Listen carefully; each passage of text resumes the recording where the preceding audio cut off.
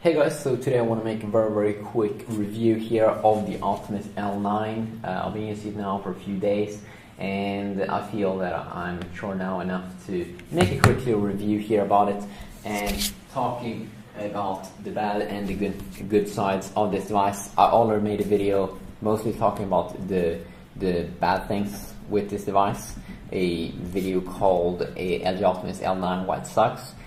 So now the big things here that I quickly want to say about the Optimus L9 is that it's extremely affordable, at least in my country, Sweden.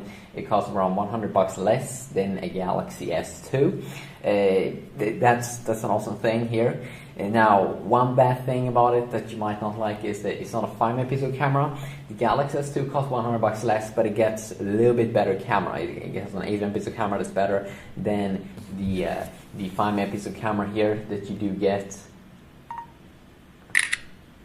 So that's one thing that you might be a little bit annoyed by, that the camera ain't as good as the Galaxy S2 that came out 2011, but the price, as I said, extremely affordable. The battery also is the same as the Galaxy S3's battery. It's 2100 milliamps, which is providing an amazing battery experience there. One bad thing here, or the biggest bad thing about this device, is that it's only a 4GB smartphone. It only has 4GB of internal storage. That means that, you know, maximum you will be able to have like 2 high-end Android games installed at the same time on this device.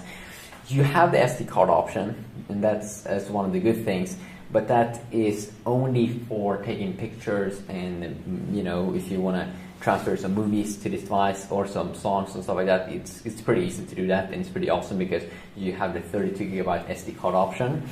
So that's good, but the thing is that you can't, most of the games nowadays in Android 4 is that you can't install those games on the SD card. Some games you can move to the SD card, but not most of the high games you can't do that. So it kind of sucks. It's a big annoying bad thing with this device.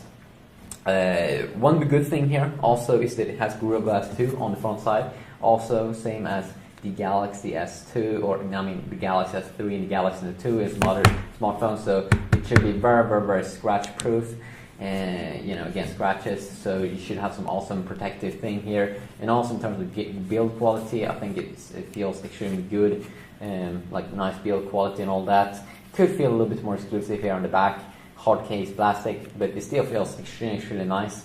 And yeah, so that is that.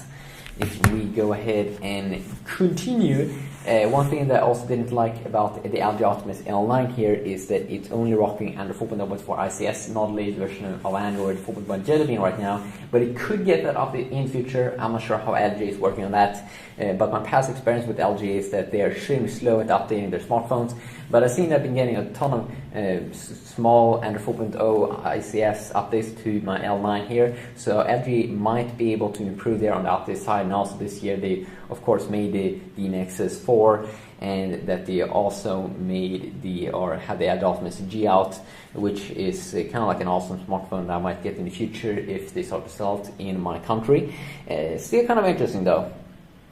Also, one thing here that I think is so awesome about the LG Optimus L9 compared to the Galaxy S2, not just the price, but that you get a little bit bigger screen as well. It's a 4.5-inch screen, even though I don't like the screen technology that much. That's the last bad thing here. But if you only do some easy things like reading, browse the web a little bit, then the screen is kind of amazing because it is a little bit bigger, 0.2-inch bigger than what you would get on the Galaxy S2.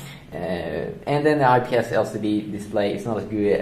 It's an IPS LCD display that's the same kind of, you know, the iPhone 5 is also using an LCD display, but that one is an LED backlit one. This is only an IPS LCD display, so it's not as good, and it's not as good as Samsung's own Super AMOLED colors as on the Galaxy S2, of course, and it doesn't have as much memory as the Galaxy S2. But if you can live without those things, it's kind of affordable device to pick up, and it's also kind of fun to have something that just almost came out. And then you also might like the form factor a little bit more. So that's my quick little video here talking about those things.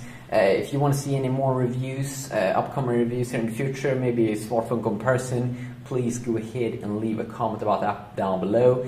And the comments that gets the most attention, that is, you know, probably the things that I will focus more on in the future. Now, just have an awesome day, and I'll hopefully see you all in the next video. Peace out.